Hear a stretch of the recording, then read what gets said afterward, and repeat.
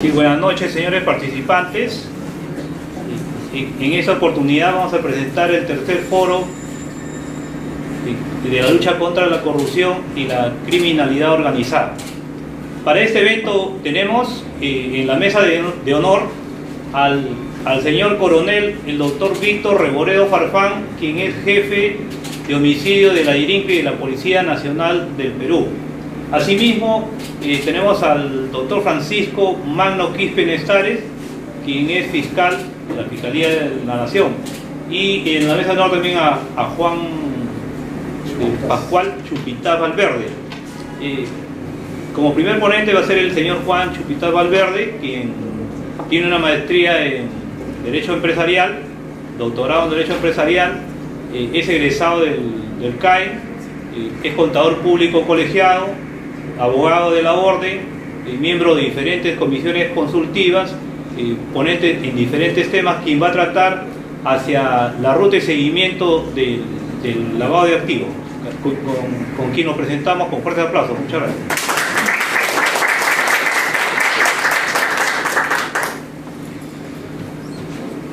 Muy buenas noches con todos los presentes. Mi saludo especial al decano de nuestra orden y a toda su directiva, y por cierto al doctor Molero, representante también de la comisión organizadora. Mi saludo muy especial al coronel Víctor Reboredo, a la digna mesa con el presidente del Instituto de Gobernabilidad, el doctor Di Stéfano, al fiscal Quispe Nestares, presente también como ponente en esta oportunidad. Y valga la oportunidad, amigas y amigos, en este mes de la patria, manifestar nuestra enorme preocupación por la situación difícil y complicada que viene viviendo nuestro país en estos últimos tiempos. Consabido es por cada uno de nosotros que desde el inicio de la República, y cuando hablábamos de los grandes maestros historiadores de la República, tenemos que referirnos al gran maestro Jorge Basadre Roma, a quien todos hemos leído.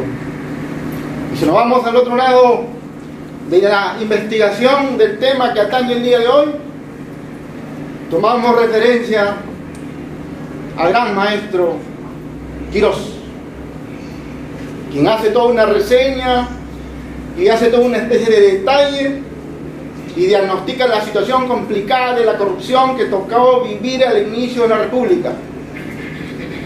Y nosotros, como hijos de la libertad, hoy manifestamos esa preocupación porque ha pasado cuántos años, amigas y amigos, cuántos gobiernos, quienes estudiamos el civismo, de la educación cívica, porque en mi caso tuve la oportunidad todavía de estudiar con esa currícula, la educación cívica, la historia del Perú y la historia universal. Y efectivamente hemos llegado a conocer cuán complicado fue el Perú cuando nació como república.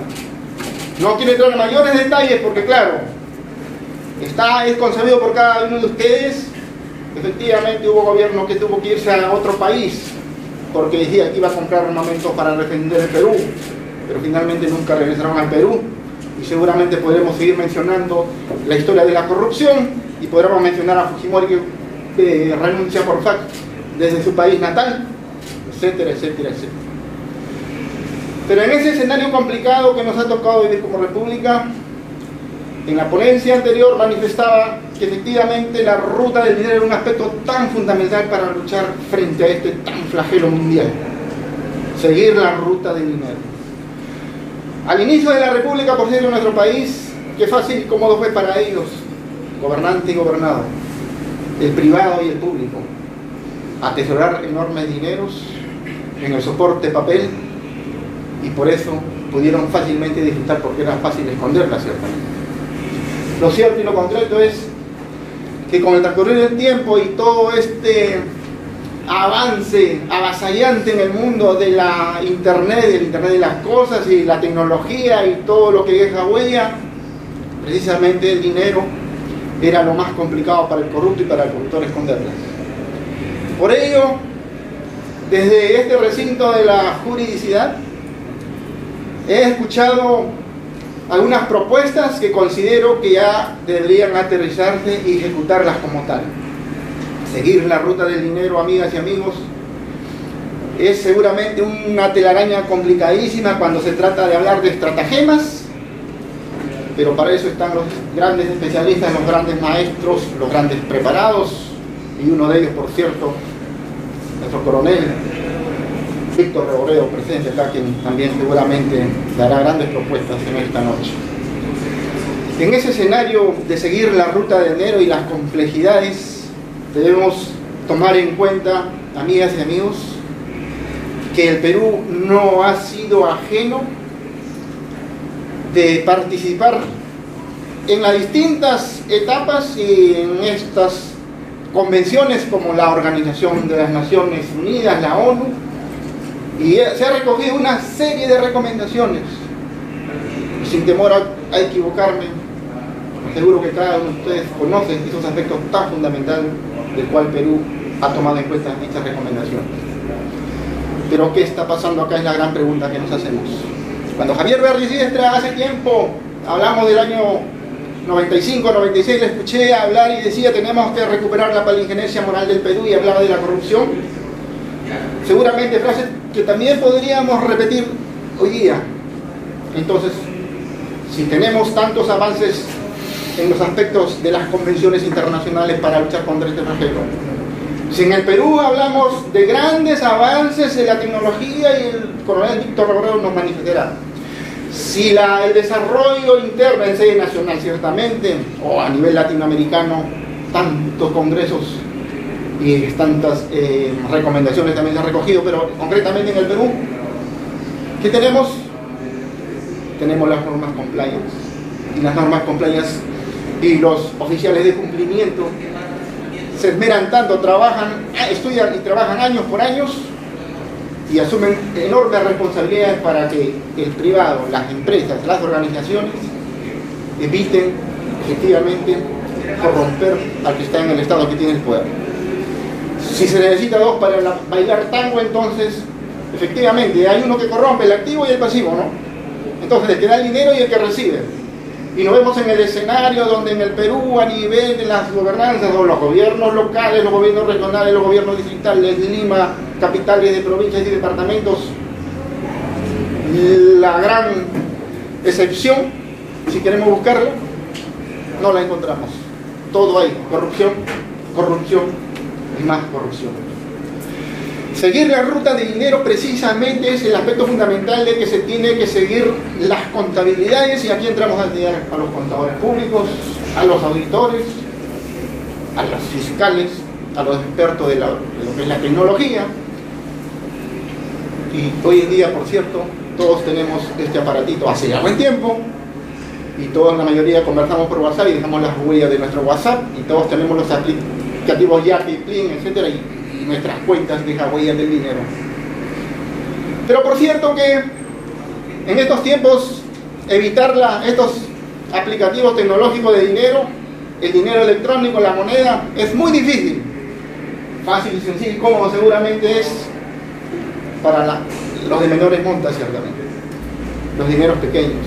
Pero cuando hablamos de esas grandes corruptelas de millones y millones de soles o de dólares, seguramente los aplicativos serán bien difíciles esconderlas ahí, porque acá se habla de poquísima monta en estos aplicativos. Es que las grandes estratagemas de la corrupción en lo que atañe allá los gobiernos regionales, o seguramente también en los gobiernos provinciales, donde los montos de la corrupción son gigantescos, vienen precisamente los estratagemas más complicados para ocultarlas. Por eso es que hablamos, por cierto, que se crean las empresas offshore, las empresas fantasmas, que hay escenarios donde ciertos privados crean una empresa y se la terminan vendiendo a uno que va a ejecutar la corrupción. Pero todos estos aspectos fundamentales de seguir la ruta del dinero, todos los tenemos mapeados los especialistas, sabemos por dónde tenemos que ir para encontrar estos detalles. Y lo más consabido por cada uno de nosotros que navegamos en el mundo de la asesoría jurídica y litigamos y estamos con las empresas trabajando, o quienes trabajamos en las fiscalías, o somos jueces, o somos fiscales, etcétera, etcétera, Muy bien lo conocemos, por cierto, el ABC de la corrupción.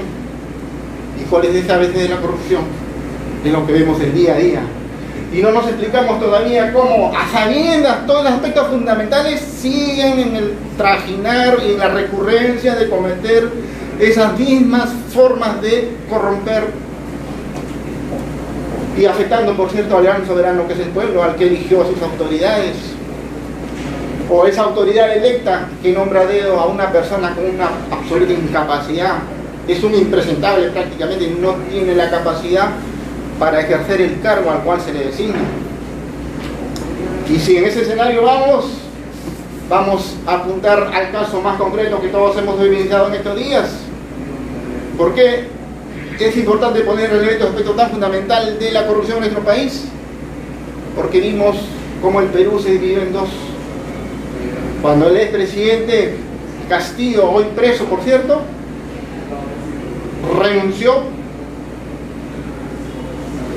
no renunció por cierto, tuvo que ser vacado. En ese sentido, cuando eso ocurra, la mayoría de provincias de nuestro país estuvieron desconcertados y apoyando. Yo me pregunto en estos días, con todo lo ocurrido, no sé si pueden seguir apoyando a un expresidente que está definitivamente en grandes delitos de corrupción y más corrupción. El caso concreto de este programa Techo Propio, que ha sido prácticamente plagado de más corrupción, efectivamente, cuando se trata de aplicar los check and balance, yo te controlo, tú me controlas, yo te cuido, tú me cuidas, pero ese yo te controlo, tú me cuidas y yo te cuido, tenemos que ver en el sentido positivo de lo bueno. Si yo cometo un error, corrígeme. Si en algo me estoy equivocando, evita que eso haga. Pero no, las flexibilizaciones de los proyectos o darle ciertas facilidades es lo que se ha evidenciado. ¿Y por qué quisieron hacer esto? ¿Por qué el gran participante en ejecuciones de estas grandes obras millonarias, como por ejemplo casas, desarrollar lo que significa la conectividad física de los pueblos o la misma plusvalía territorial, etcétera, etcétera, se tiene que mitigar o disminuir los controles? Eso es lo que hemos evidenciado, precisamente porque lo que intentaban era hacer más corrupción, y eso es lo que hemos evidenciado finalmente. Nosotros consideramos desde este recinto de la jurisdicción, dentro de lo que conocemos estos aspectos de evitar la corrupción, se debe reforzar en lo que atañe a la prevención. Prevención, prevención y más prevención. Es un aspecto fundamental que debemos retomarla de todas maneras, porque si no, seguiremos en una seguidilla de este flagelo. Y no podemos permitir que nuestro país, en este nuevo aniversario, en estas nuevas fiestas patrias, se siga ventilando o siga en la vitrina del mundo como uno de los países más corruptos de América Latina. Un escenario complicadísimo que, por cierto, nos toca vivir a cada uno de nosotros cuando hablamos, por ejemplo, de la Contraloría General de la República. Hablar de la Contraloría General de la República es hablar de la enorme responsabilidad que tiene la nueva institución, que por cierto la autoridad dura 7 años, similar por cierto a otra institución que es digno de aplaudirle, y no para las galerías, sino aplaudirle por el mundo entero, como el Banco Central de Reserva del Perú. Sin lugar a dudas, el Banco Central de Reserva del Perú es aplaudido.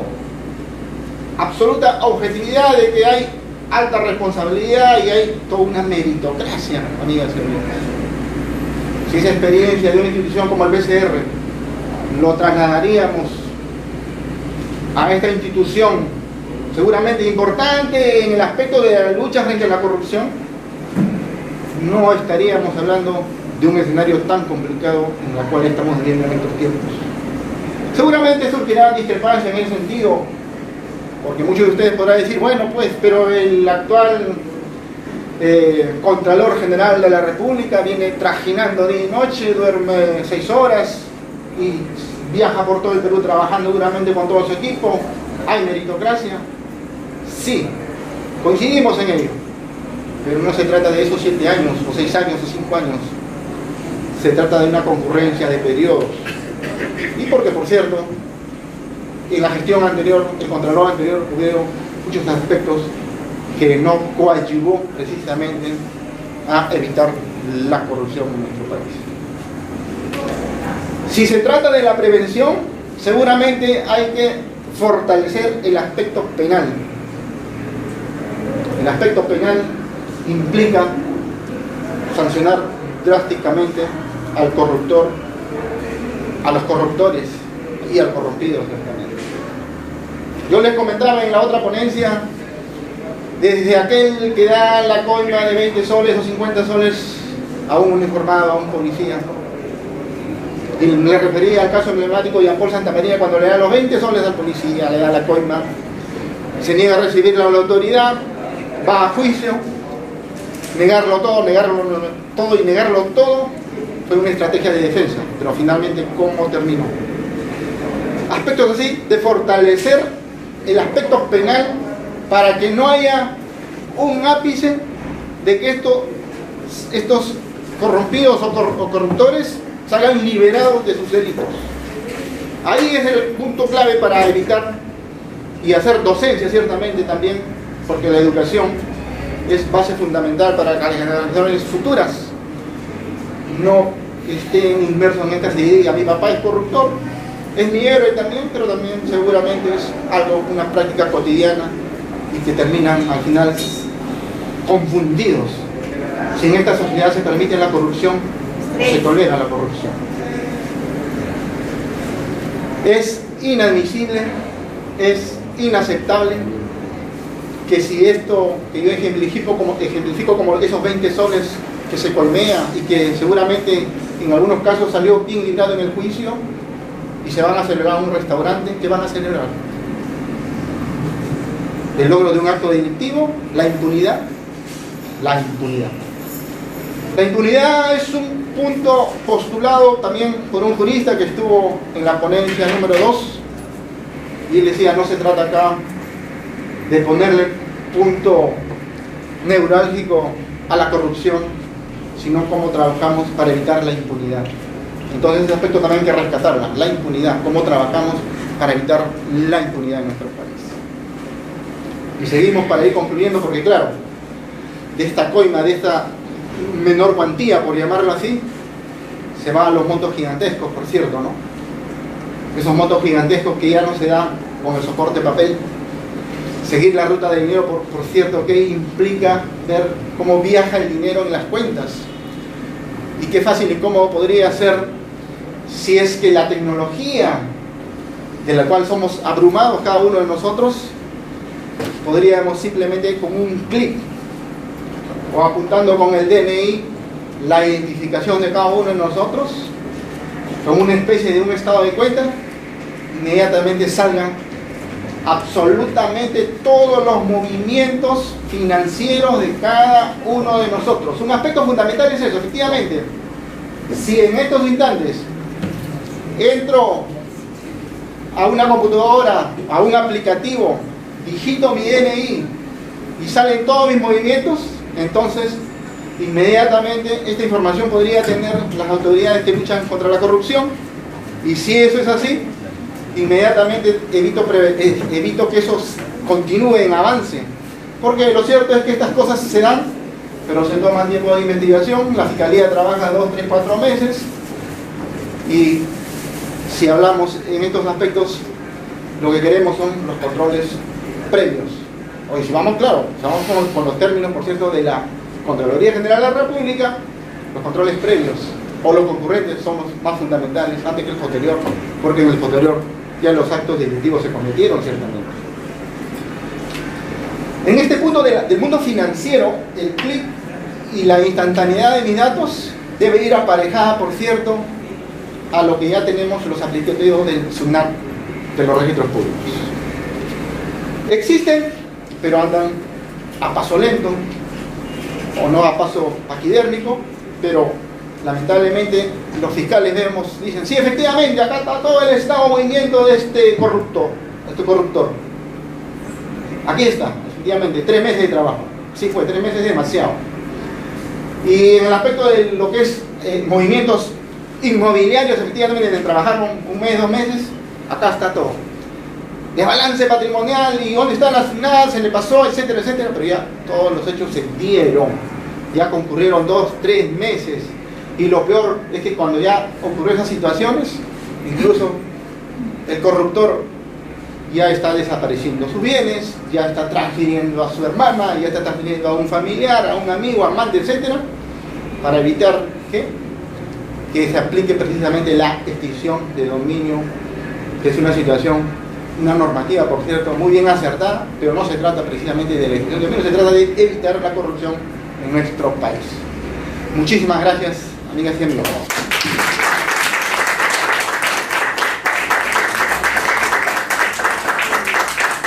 Tenemos 3 minutitos, por si hay algunas dudas, consultas, con todo gusto, por favor, para resolverlas, y si no, pasamos con el siguiente ponente. ¿Algún comentario por ahí? Con todo cariño, por favor. Es un tema que genera preocupación a cada uno de nosotros, ver cómo se trabaja tanto desde las instituciones, ¿no? Desde la Fiscalía, o desde el Ministerio Público, o desde la Contraloría General de la República, y surgen discrepancias, por cierto, que el Congreso de la República viene flexibilizando la ley de colaboración eficaz y quiere que esto se apruebe, pero serán acertadas o no acertadas, se dan discusiones bizantinas, debate el abogado con el otro abogado, el constitucionalista con el que defiende la parte del aspecto penal, el derecho penal ciertamente, y entramos en una situación de discusión bizantina y al final lo que queremos es más bien darle solución y dar alternativas de prevenir y no que la corrupción esté en marcha y descubrirla después. Esos son los aspectos que preocupan. Seguir la ruta de dinero es un aspecto tan fundamental que definitivamente hay herramientas, pero usar esas herramientas es la lentitud que estamos advirtiendo en los últimos tiempos. Sí, mi estimado autor. Doctor, buenas noches. Felicitaciones en primer lugar a todos los señores ponentes en la mesa de honor. Como estamos tratando un tema de corrupción, evidentemente hoy día estamos viviendo por todos nosotros que esto se ha globalizado. Sin embargo, hay un momento actual donde se ha corrompido una serie de instituciones del Estado, como son SUNAT, Junta Nacional, la Bienes Nacionales,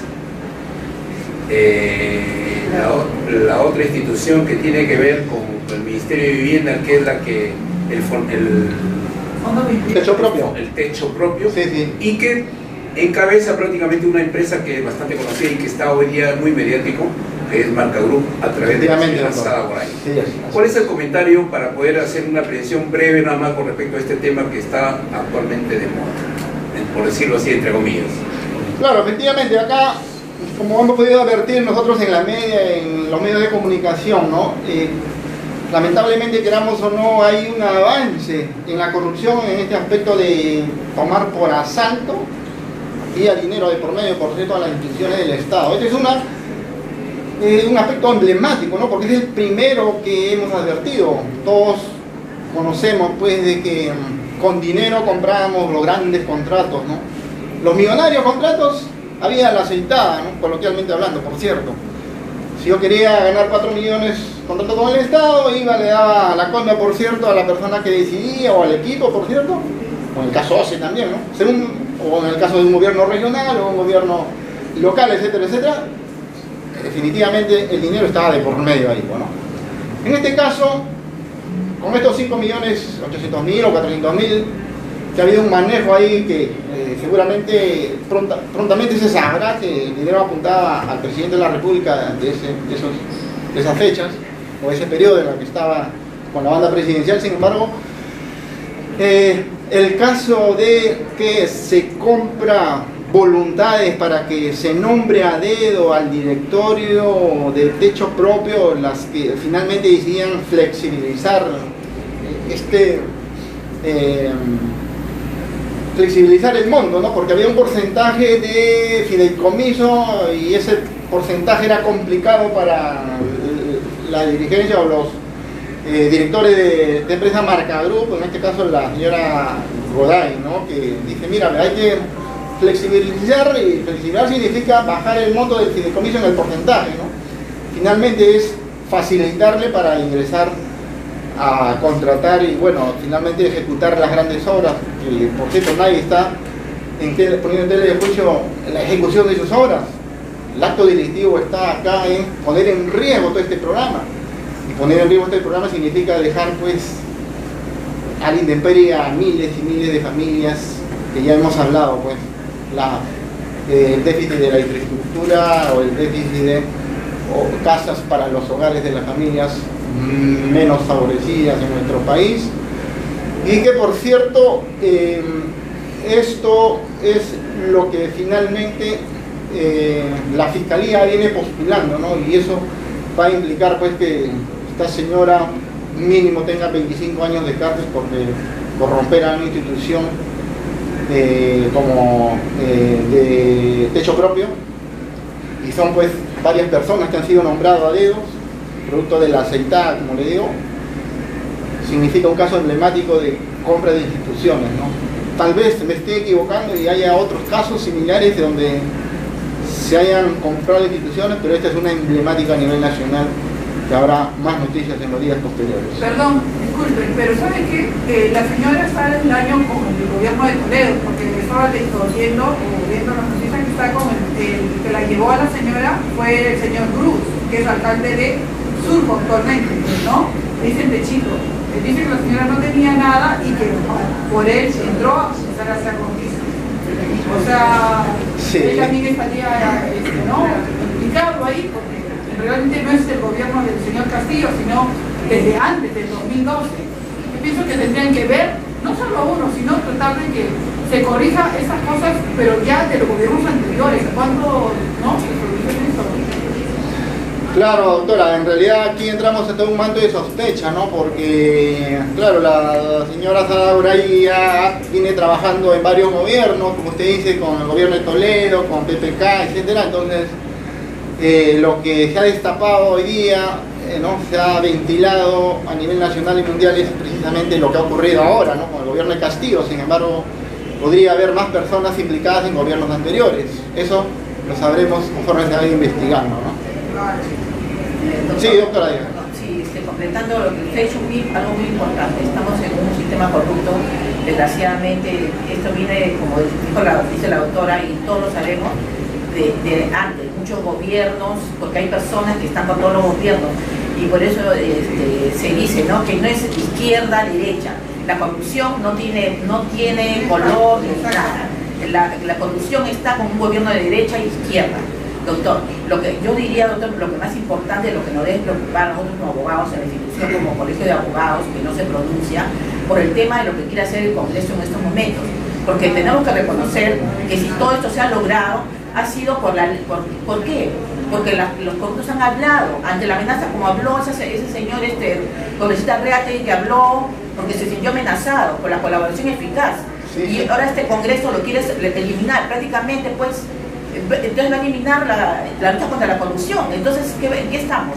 Y nadie se manifiesta. Nosotros como colegio tampoco, y Colegio de Abogados de Lima, Colegio de Abogados del Perú, que pertenecemos ahora, no decimos tampoco los abogados nada. Y eso es lo más preocupante, que es mi entender, doctor, y quisiera que usted diga a ver algo de eso, porque prácticamente se desaparecen estos congresistas de ahora, quieren modificar esa ley, prácticamente ya van a quedar sin siglas. Los fiscales que realmente luchan contra la corrupción, que debemos sacarnos del sombrero, que son pocos, porque nosotros como los que litigamos, creo que sabemos los fiscales que trabajan y que la mayoría no trabajan. El señor policía también acá presente debe saber, ¿no? Ustedes también se sienten frustrados porque los fiscales a veces no trabajan.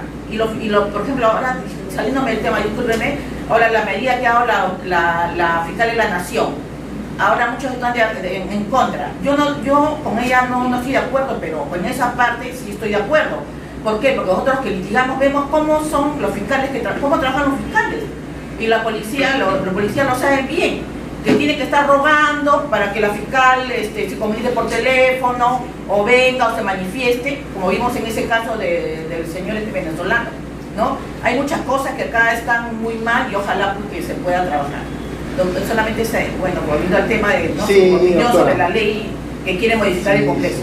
Bueno, creo que en realidad, apreciada colega y todos los que tenemos la alta responsabilidad como abogados, creo que tenemos que ir mucho más allá de lo que usted manifiesta en el sentido de la norma, que por cierto, un país como el Perú no se merece que dependa de delatores para que luchen contra la impunidad. Pero desgraciadamente es así. El sistema debe tener un enfoque de prevención y más prevención.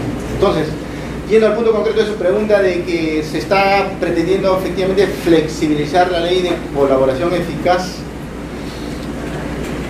en realidad entramos a un debate bizantino, ¿no? No debería darse esto. Habría que estudiar un poquito más si es que hay intereses creados para tirarse abajo todo lo ya avanzado en los casos emblemáticos, ¿no? Que incluso ya cogen a los cuellos blancos del pueblo, ¿no? Entonces, mi opinión personal es de que cualquier modificación que se dé a la ley de colaboración eficaz sea para fortalecerla y no debilitarla, como parece ser el caso concreto de lo que está postulando el Congreso de la República. Tenemos que la acertada asesoría de Dina Boluarte termine con coadyuvar a que no terminemos afectándonos, porque claro, estamos en lo mismo al final, o sea, nuestro Perú va a depender de los delatores, así vamos a trabajar. El tema de hoy es la lucha frente a la corrupción, ¿no? Si queremos luchar contra la corrupción, vamos a seguir aplaudiendo una ley de colaboración eficaz donde finalmente terminamos fortaleciendo a un Perú que depende de sus delatores. Creo que ahí es el punto de preocupación donde tenemos que poner la vista más concreta, ¿no? Y ver qué alternativas damos para prevenirlo. Muchísimas gracias.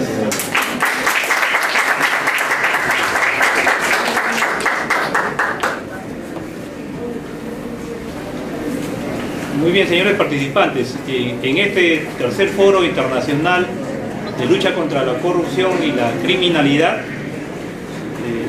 tenemos el honor también de invitar a la presidenta de la Comisión Ejecutiva de Familia y Violencia Familiar, a la doctora Milka Silva, para que pase a la mesa de honor.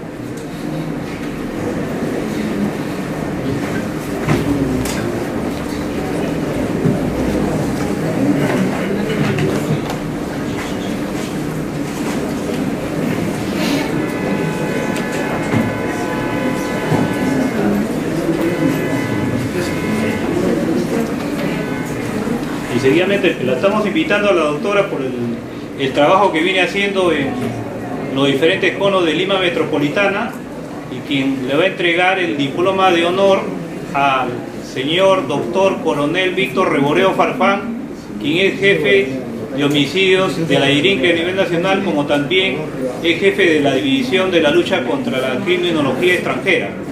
Señores doctores, señora doctora de esta prestigiosa mesa de presidencia que preside este importante foro internacional tan necesario en estos momentos tan difíciles para nuestra querida patria llamada Perú.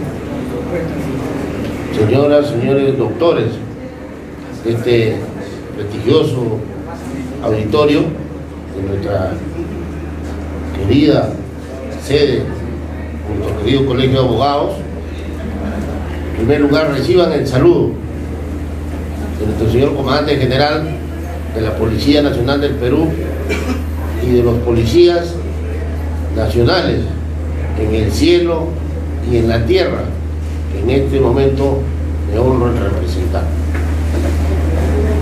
Rápidamente quiero seguir el circuito que siempre he seguido con un maestro de maestros presente acá en la mesa, mi querido operador de justicia, señor doctor fiscal, con quien hemos tenido la suerte de interactuar en una serie de operaciones donde el llamado de la justicia nos ha notificado.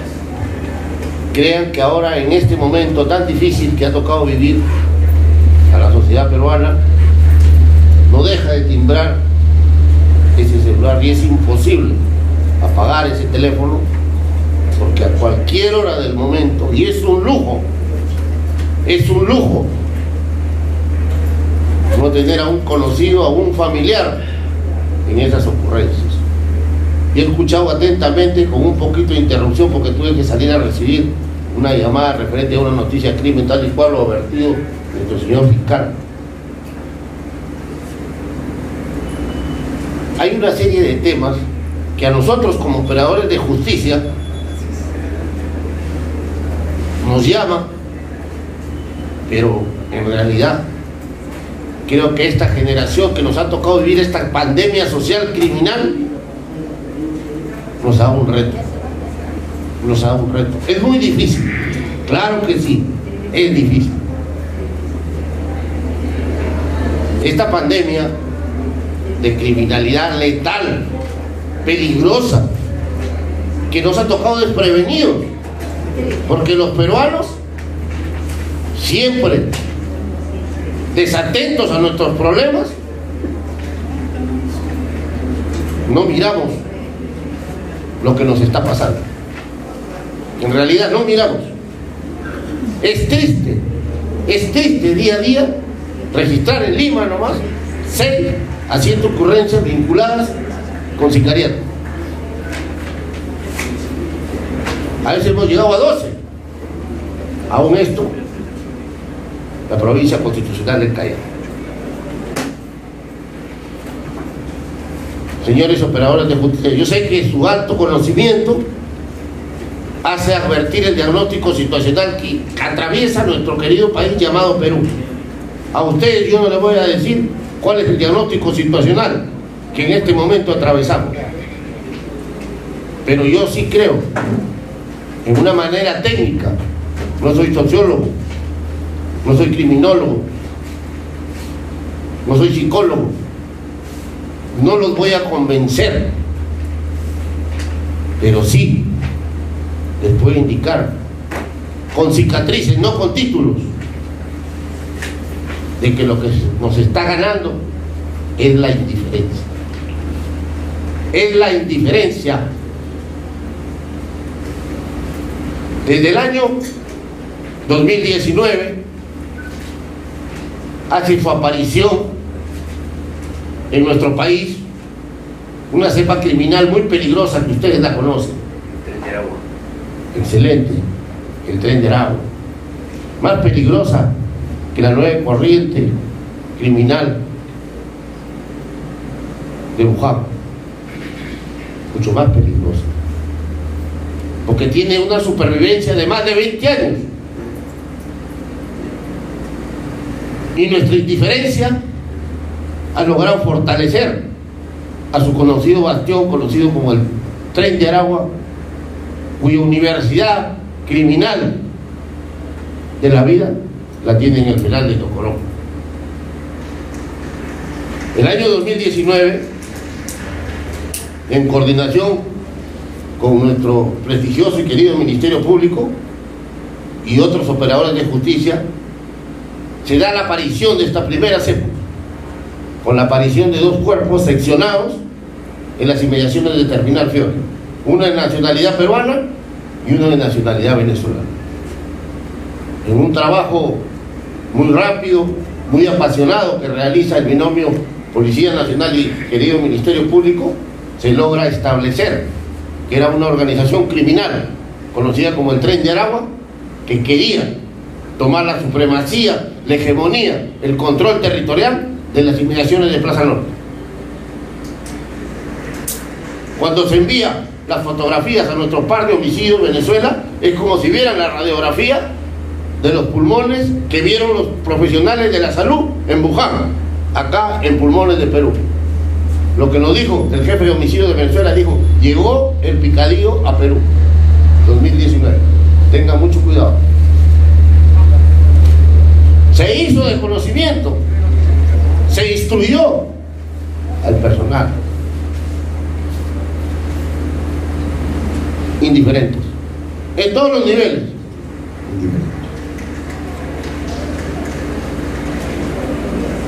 El segundo diagnóstico situacional, muy peligroso, que es de conocimiento de usted, que está ramificando, que está lesionando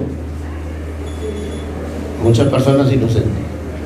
Un ciudadano de nacionalidad peruana con un amplio frontero criminal conocido como el Cholo Isaac fue asesinado en el interior de de un restaurante de comida rápida en Lince. Miren, un prontuariado delincuente. No soy Lombroso, no soy Sigmund Freud, pero este prontuariado delincuente había logrado sortear las mentes criminales peruanas y algunas internacionales como colombianas vinculadas al gota a gota. Con su expertise criminal, bajado del Cerro del Agustino, había logrado sortear a estas mentes criminales.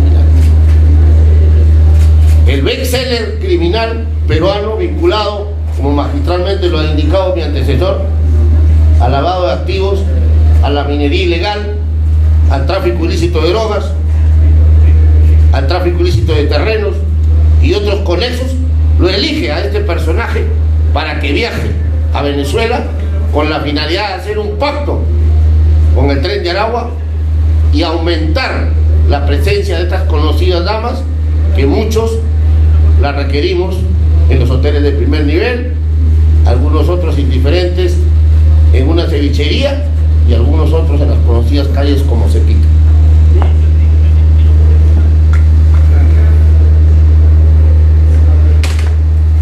Este personaje, este acuerdo plenario criminal, lo envía a Venezuela según la pseudo fachada de traer esmeraldas.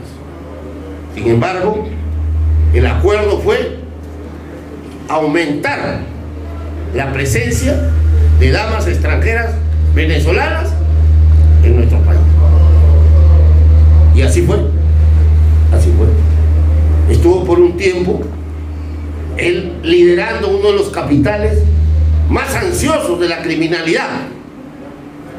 No soy politólogo, no soy sociólogo internacional, pero las estadísticas lo dicen, de que la trata de personas extorsiva ha crecido universalmente, ha desplazado otros delitos. Ante este personaje conocido como el Cholo Isaac y sus aristas vinculadas, como lo ha indicado el doctor, a la corrupción, vinculada al tráfico ilícito de drogas, vinculada a la minería ilegal, vinculada al tráfico de terrenos y otros delitos propios de nuestra costumbre humana, lo conllevan a dirigir su principal aliado, que era el tráfico ilícito de drogas de la fuente impulsora criminal del Cholo Isaac, era el préstamo gota a gota. Ustedes saben de dónde proviene el préstamo gota a gota. El préstamo gota a gota es una estación que tenía las organizaciones criminales colombianas de Pablo Escobar, de Popeye, acá en nuestro país, y le daba dinero a ciertos operarios para que en su momento, a la hora de actuar ante cualquier interrupción de su macro o micro comercialización de drogas, entraran en acción. Cholo Isaac tenía como personaje a una guardia dorada criminal, que eran ciudadanos colombianos. Una vez que se da ya el trabajo acá en el Perú de este acuerdo, plenario criminal es de que el Tren de Aragua, a través de un personaje, señores, a través de un personaje que a ninguno de este prestigioso staff nos puede superar, porque estudió cuarto de primaria, el conocido Niño Guerrero, un personaje con cuarto año de primaria. No lo digo yo, lo dice el jefe de homicidio de Venezuela, lo dice su cultura policial, fiscal de ese país. Porque para nosotros, para apasionarnos en este tema, tenemos que seguir lo que dice la doctrina educativa. Sun Tzu, para derrotar al enemigo tenemos que conocerlo. Nosotros hemos tenido al jefe de homicidio de Venezuela acá, 1 mes y medio, que nos ha hecho todo este diagnóstico. Entonces, este personaje ve con mucha necesidad de que ellos tenían que capitalizar ese dinero proveniente de las 3 esferas, de las 3 esferas de dinero. Acá, a mi prestigioso doctor, se nos ocurre ir a un hotel de 5 estrellas y no nos queremos aburrir en la noche y requerimos a una ciudadana de nacionalidad. Entonces,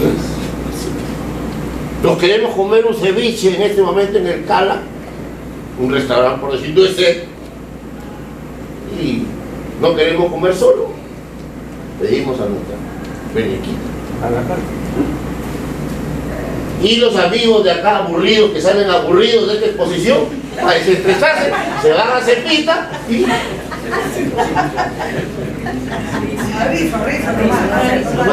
por si acaso al final hay un brindis, ¿no? A Venezuela. entonces Vino de honor. se da todo este flagelo. Señores, nosotros todos los días vemos en los matutinos radiales, en las redes, los operadores acá no sirven. Señores, vamos a pedir una cámara de seguridad, no sirve. El peruano lo valora. El peruano, la peruana la valora. Sea persona natural o sea persona jurídica. Segundo escenario. No sé qué colega doctora habló del maldito Cris. Sí, y de Wanda del Valle, señor. Y de Wanda del Valle, en este momento, justo. Wanda del Valle Bermudo. Una persona que ofrece por mi cabeza 20.000 soles. Yo pago más. Entonces, estos personajes no tienen la personalidad que ellos tienen. No sabemos metodología de investigación. Es lo primero que nos enseñan a razonar. Estos personajes no registran ninguna propiedad, ningún terreno. ¿Y cómo se refugian? Claro. No tienen ninguna movilidad, no tienen nada. ¿Y cómo se movilizan? ¿Y cómo lo hacen? La indiferencia del día a día. Nos han desplazado porque somos indiferentes. A nosotros nos está ganando, como lo dijo el señor doctor, la tecnología. Señores, ustedes, estamos en el mes patrio. Cuando nosotros nos ponemos la roja y blanca, no necesitamos de cámaras de seguridad, no necesitamos geolocalización. ¿Cómo se capturó? A los prontuariados delincuentes que son parte de la historia y nos dan la seguridad en la actualidad que ellos, en los 2 escenarios, terrorismo, narcotráfico, aerocontinente, criminalidad organizada, es parte del histórico Paretón y sus llenas, el Cholo Jacinto, estos son grandes personajes. El Ministerio Público, el Poder Judicial, la policía, ¿contaba con cámaras de seguridad? ¿Contaba con geolocalización? ¡No! Había ganas de querer hacer las cosas. Nosotros con este diagnóstico situacional, y porque sí creo que nos llamamos Perú, por el momento, a pesar de lo que digan, este verde olivo esa medalla del señor fiscal y ese compromiso de reunirnos hoy día para tratar un tema tan importante, que es la seguridad de todos y todas, la psicología personal, el artículo número 1 de la Constitución, la vida. Psicología personal, porque esta persona viene acá a la doctora, llega a su casa y tiene una bomba en la puerta, porque si no, le mandan una ráfaga a través de eso.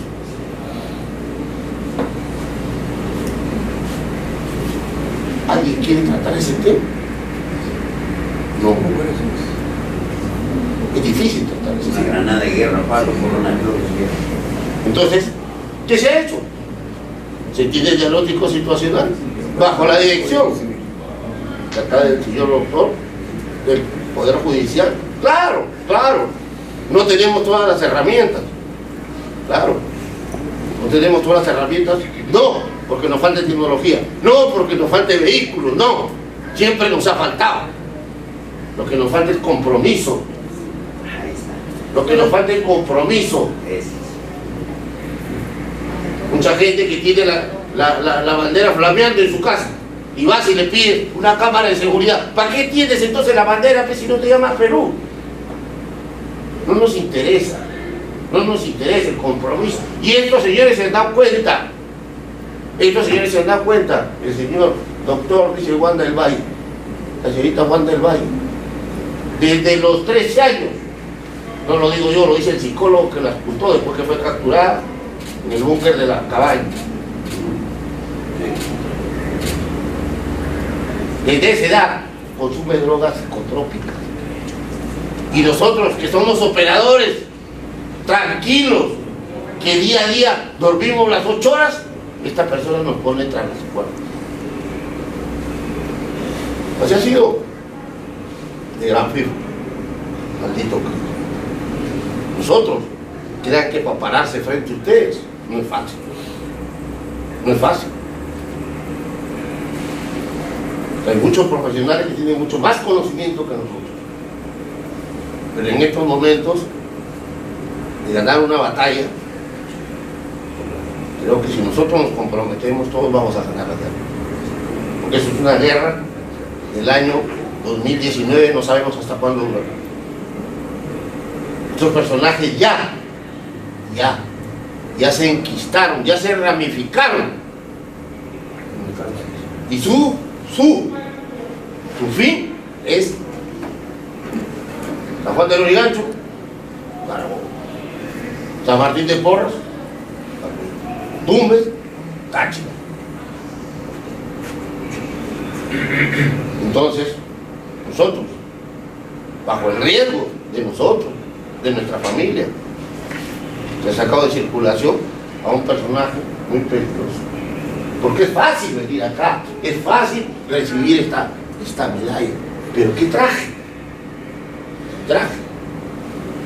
Traje fuera de circulación a un sujeto conocido como Mamú, el número 3 del tren de Aragua. Como en su momento cayó Mamorote, en estos momentos también nosotros podemos decir que en la lucha contra la criminalidad, en un binomio, contra el prestigioso Ministerio Público del Poder Judicial y operadores, también operadores, de verdad tenemos que ponernos la chica.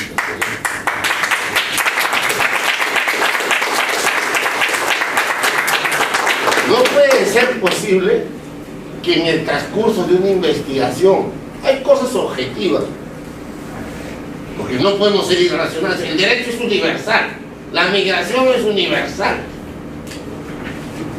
pero objetivamente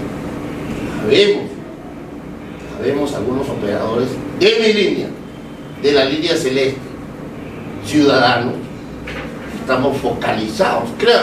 Créanme, caso real, caso Cepita. Había habido una intervención en Independencia, casística real. El doctor Quispe, vayan a ver qué ha pasado. De repente han intervenido unos extranjeros venezolanos. Vamos, y me encuentro con un colega, un abogado, 7:30 de la mañana, y digo, doctor, ¿qué hace acá? Usted fue el que estaba defendiendo la vez pasada también a estas personas en el búnker. Sí, me dice, es que desde ese día no veo a la chica y he venido a verla ahora. Qué coincidencia. No me bien apasionado. Bien apasionado para el sentimiento mental. Yo estoy seguro, con estos excelentes foros que realiza nuestro prestigioso colegio, en este poquito de gente, para este tema tan difícil. Las estadísticas son alarmantes. Yo lo vuelvo a repetir. Mi hijo es médico. Lo he puesto a vivir frente al hospital de policía, porque me da miedo que se desplace. Ya que es un lujo en este momento nosotros que vivimos en sitios donde la vida nos ha ubicado con mucha decencia. La cuadra 37 del Girón Ayacucho, San Martín de Porres. Antes no te gustaba la marihuana, pero agarras un mototaxi, pista al mercado y tienes que irte con tu marihuana incorporada, porque la sociedad nos ha vuelto así. Antes, sí, el señor llamaba, daba la placa, la moto de reboreo, están fumando marihuana y te detenían. Ahora contra el venezolano, todos se han quedado así. La coba, la ley de silencio. Entonces, señores, la única receta que nos queda en estos momentos ya no es la ivermectina para salvar, no es la vacuna. El día que todos y todas, ¿no?, recibamos contagio, vamos a ser contagiados, ¿sí? ¿Por qué creen? Yo me hago una pregunta. ¿Usted cree que es fácil para mí ponerme esto? Yo me haría una pregunta. ¿Usted por qué cree que el maldito Cris y el Tren del Agua dice doy 20.000 soles por reboreo? Yo voy a ser candidato. ¿Y por qué no se acuerdan de otros nombres? ¿Por qué soy tan incómodo para ellos? Porque es su piedra en el camino, ¿no? Entonces, con eso terminaba, y creo que con esa vehemencia, con esa pasión que me caracteriza de ser peruano y de ser policía, y gracias a los consejos de estas mentes brillantes que me trajeron al colegio de abogados, me voy muy grato con esta medalla, me voy fortalecido, porque cada reunión donde hay mentes brillantes como ustedes, la verdad que es un compromiso para nosotros. Crean que recibir una ocurrencia a nosotros, ahí está el doctor, ya no sabemos, mejor se la pasamos a la de PIN, que no sabemos qué hacer para no recibir, pero cuando uno viene acá y se ve aplaudido por peruanos de corazón como ustedes, nos vamos fortalecidos. Yo le voy a correr traslado a mis compañeros, a sus compañeras detectives de la División de Investigación de Homicidios, que han sido aplaudidos. Yo solamente soy un transmisor del trabajo de ellos. Y estamos a su disposición para cualquier estadística. Espero, y yo también me deseo lo mismo, no ser parte de ese requerimiento que en este momento estamos deseando todos los peruanos. Atención a los delitos contra la vida y el cuerpo. Muchísimas gracias en nombre de los policías nacionales del Perú, a cuales yo en este momento represento. Muchas gracias al ilustre Instituto de Gobernabilidad, quien ha tenido la bondad de invitarme a este importante foro, a la doctora con quien ya nos seguimos de este tipo de convenios con la finalidad de fortalecer y crear brechas para fortalecer esta lucha.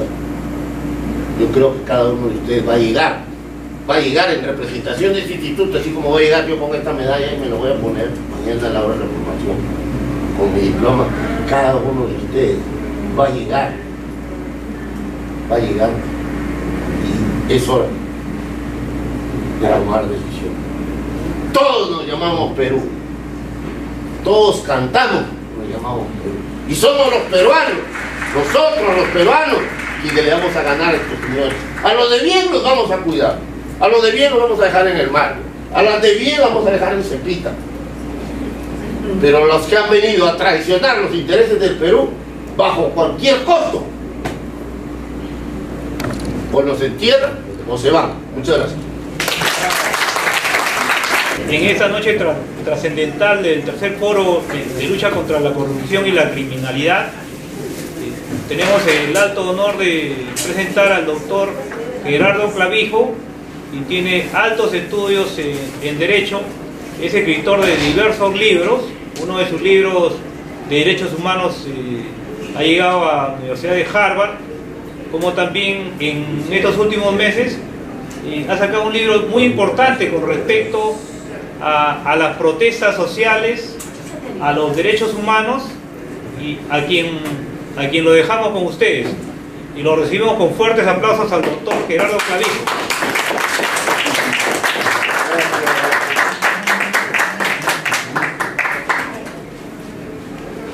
Buenas noches, gracias. Yo había preparado, normalmente tenemos acá un PowerPoint, un cañón. Yo soy un organigrama del Estado peruano, documento inédito, a colores, y con eso hago mis exposiciones, ¿no? Básicamente el concepto de Estado, porque mucho se habla de Estado, gobierno. Nuestros gobernantes hacen un sancochado a lo que es gobierno y Estado. No tienen ni el menor concepto jurídico lo que es Estado y gobierno. Bueno, la verdad es, ¿no? Y mi tema es el Estado como botín de los políticos. Y por la experiencia que ostento, hago un desarrollo, obviamente, pero señalando las instituciones que están en el organigrama. Si alguno de ustedes ha visitado Palacio Gobierno, Congreso, y he donado una gigantografía, está en el Congreso y en el Palacio Gobierno. Yo soy autor de ese. Yo tengo una ONG de Derechos Humanos, estoy adscrito a la coordinadora, pertenecía al Acuerdo Nacional, pero igual que la GCP, también me retiré porque el Acuerdo Nacional es para la foto nada más, no sirven para nada.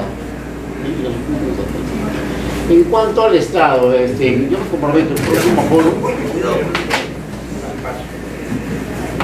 No pasó nada. El próximo foro que hagamos, espero que sea importantísimo el nombre, ¿no? Un foro, el Estado como botín, creo que es muy importante y la coyuntura lo amerita. El del Estado, digamos, lamentable no tener acá en forma esquemática el documento. Imaginemos el escudo de la nación peruana, ¿sí? El mapa del Perú, ¿sí? Es la nación peruana. Y a un costado, dentro de esa nación, está el Estado peruano. ¿Dónde nace el Estado? Los tres poderes. ¿Qué cosa es el Estado? O sea, hay una serie de acepciones sobre la consolidación del Estado. Para mí, por la experiencia que ostento, el Estado es la organización política, jurídica y administrativa de una nación. Ese es el Estado. ¿Dónde nace el Estado? Tenía que remontarnos a las historias, años atrás, ¿no? Cuando nace la democracia, ¿no? Y los tiempos de la esclavitud, ¿no? Ahora, tiene que ver el Estado con lo que es el ser humano, ¿no? Y la Constitución, obviamente, todo Estado democrático tiene su Constitución, los poderes, poder ejecutivo, legislativo, judicial. ¿Dónde nació esto? Esto se remonta a los inicios de la humanidad, cuando los primeros esclavos se levantaron contra los reyes, las monarquías, contra los dictadores, ¿sí? Abolieron la esclavitud y nacieron pues, los primeros derechos. Pasan los años, ya se comienza en la civilización, Montesquieu, la Revolución Francesa, los americanos, cuando derrotan a los británicos y forman su propia constitución. Ahí, esquemáticamente, nacen los poderes, la separación de poderes. Yo voy a dejar un poco estos pinces para la próxima conferencia, ya de una forma más específica, explicarles, ¿me entienden?, lo del Estado. Vamos a ver también de las protestas públicas. Muchos se satanizan a los protestantes.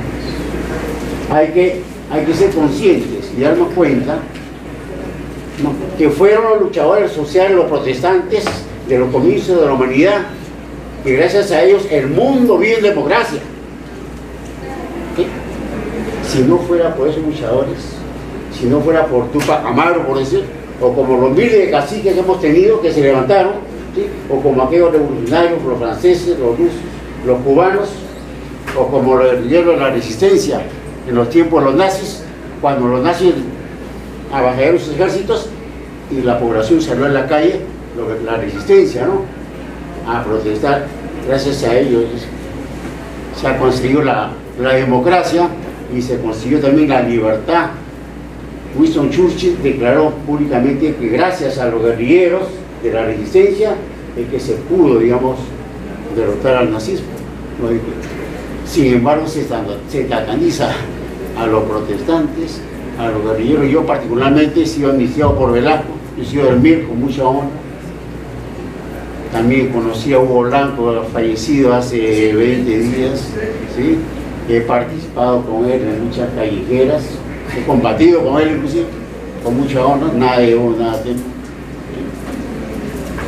Cuando la próxima vez que venga voy a traer slides, fotos, y estamos viviendo sinceramente una época peor que dictadura, estamos.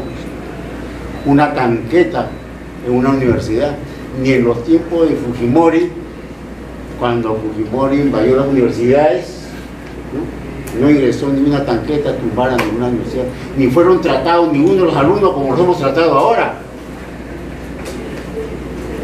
En mi equipo, yo tengo una institución con equipo de abogados, defendiendo a los muchachos, le quitaron sus zapatillas, le robaron sus celulares y su dinero. ¿Ven? La incota. Esto es peor que dictadura. Estamos viendo el saqueo, ¿no? También formé parte del equipo de UGAS, que el doctor Chimpita habló de la ley de colaboración. Yo formé el equipo de lo que creamos la primera ley de colaboración eficaz, que efectivamente es una buena ley, porque hay aquellos que no quieren estar presos voluntariamente, ¿no?, aceptan colaborar con condiciones, ¿no?, y finalmente bajen la pena. Esta ley la quieren perfeccionar, no la quieren perfeccionar, quieren tergiversar lo que quieren, tergiversarla, porque actualmente cualquier persona se le paga. Tenemos el caso de Castillo, que no es que lo defienda a Castillo, no hay prueba tangible que él haya robado documentos, audio, algo tangible. Estamos hablando de tangible. Nosotros somos profesionales y nos guiamos por hechos, no por palabras, no porque él dijo, él confesó, no, a él le encontraron pruebas, no, algo tangible que lo puse al señor Castillo, que él no, quizás indirectamente, tampoco lo estoy justificando, que haya puesto ministros ladrones, es cierto, que se haya hecho la de la vista gorda, también es cierto. Yo colaboré bastante con Castillo, fui uno de los 6 que formaron el comité de asesores internos. Cuando me pusieron a mí a un ministerio, me dijeron, pero ¿qué hay que comprar? Y un momentito, yo digo, lo que quiero es colaborar, asesorar por cambio traumático en mi país. No hacía compra, no. O sea, renuncié. De lo contrario, yo he sido el 6º, también los 5 están presos. Yo no fui. Hubiese sido el 6º. Yo nada temo, hubiese sido el 6º, ¿no? Renuncié a Castillo. Y de Castillo, los abogados sabemos que jurídicamente, número 1, la misma Constitución, no es punir la tentativa. Él intentó, ¿sí? No lo consumió. La misma Constitución, ningún acto presidencial tiene validez si no es refrendado por el Consejo de Ministros. Ningún ministro firmó eso. ¿Sí? Estamos hablando de la detención. Y en cuanto a la prisión, todos sabemos, la vacancia normalmente son 4 meses. Es decir, el artículo 89A del reglamento del Congreso, ahí están todos los parámetros del proceso de vacancia de un presidente. Mínimo son 4 meses y mínimo son 104 votos. y ahí lo bajaron con 100 votos en un día. No le dieron el derecho a la defensa. 3 horas creo que fue. Me hizo recordar a Pilato, ¿no? Cuando a Cristo lo condenó. En esa época ya existía el derecho de defensa, ya el Senado había una norma, ¿no? Una ordenanza para el derecho, para que la gente pueda defender, o sea, para ser oído antes de. Sin embargo, Pilatos lo condenó a muerte sin darle el más mínimo derecho de defensa a Cristo. Señora, la próxima vez no se aburran, la próxima vez me gustaría ya de una forma esquemática con el organigrama, ¿sí? Con el perro láser que lo traje. Normalmente tenemos acá un PowerPoint, traje mi criterio láser también, para la prueba del delito.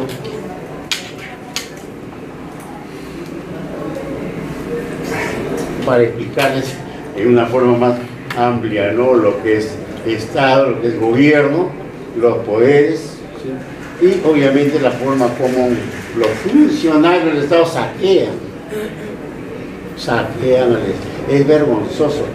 No sé si hemos llegado al pico. ¿Hemos llegado al pico de la corrupción? No se sabe. No se sabe.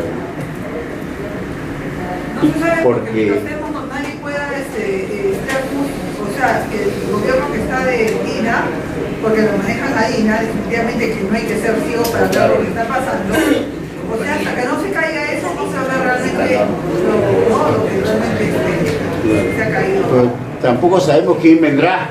Exactamente. Sí, Colega, disculpe una pequeña tingencia, soy el doctor PhD Abel Gustavo Sí, San lo Martín conocemos. Porres. Quisiera preguntarle, ¿qué le parece este acuerdo de la Corte Suprema? Primero, que por un lado dice que las protestas violentas no son constitucionales, son ilegales, por tanto deben reprimirse. Y por otro lado, el pronunciamiento del Pleno de la Corte Suprema hace pocos días que se desvincula del caso Zoraida Ábalos. Efectivamente, desgraciadamente, es parte de la corrupción. Ya lo dijo en este auditorio el doctor Lamapucio, que lo peor de todo es la impunidad. Es peor que la corrupción. Sí, pero es la politización de la justicia o la judicialización de la política. Es o sea, si hay impunidad, hay politización de la justicia. Es obvio. O sea, ya las declaraciones, o sea, la posición de nuestros funcionarios autónomos, se supone autónomos, el Poder Judicial es una institución autónoma totalmente, ya no es autónoma, es parte del gobierno. E inclusive, que es vergonzoso que abogados que han sido decanos de este colegio, ¿no?, posponen sus sagradas enseñanzas al servicio, ¿no?, de la corrupción. Pero esa sala plena de vergüenza. La sala plena, el mismo Consejo Nacional de Justicia, politizado. Es decir, prácticamente ya no tenemos separación de poderes. Organismos autónomos constitucionales e inclusive el mismo Tribunal Constitucional, caramba, elegido por el Congreso y ratificado. El mismo Contralor, Nelson Jackson, el mismo elegido por el Presidente de la República, el Contralor. Y la próxima vez que venga, y aquí termino, lo otro quiero dejar para la exposición principal, ¿no?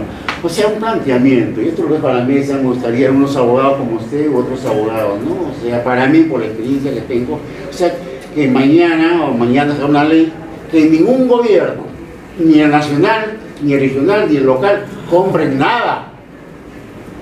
Que no compren y no den concesión, ni den títulos a nadie. Que sea la sociedad civil organizada quien compre, quien dé concesiones. Que sean los colegios como son parte de la sociedad civil, sino los que asuman la compra. Mañana el alcalde de Chumbivir, que hay una obra, inmediatamente convocar a las sociedades de la zona con un secretario técnico de él y otro de la PCM para ver, señores, y que lo publique el diario para que la población opine sobre eso. Creo que es una de las formas de acabar, o sea, cortarle las alas a todas estas bandas de sinvergüenza en el gobierno, y quizás no van a gobernar. Cuando entran a un estado, a una institución pública, ¿qué es lo que van a comprar? Seguro por compradores. Bueno, aquí nomás les dejo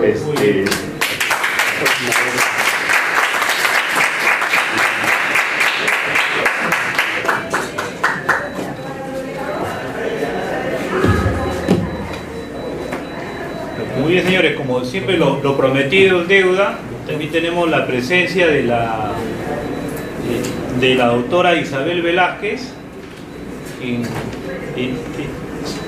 que está organizando un partido político, como también ella tiene en la actualidad un doctorado en Desarrollo y Seguridad Estratégica del Centro de Altos Estudios, el CAE, una maestría en Gestión Pública, un postdoctorado en Seguridad Tecnológica, un diplomado en fase presencial y semipresencial de Gerencia en Instituciones de Salud, como otras especializaciones y diplomados, y sobre todo es el trabajo que viene haciendo socialmente en diversos distritos, inclusive a nivel nacional.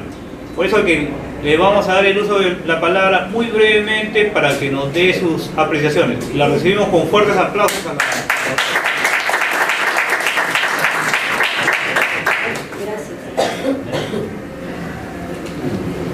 Muy buenas noches, agradecer a Dios primeramente por estar acá con ustedes.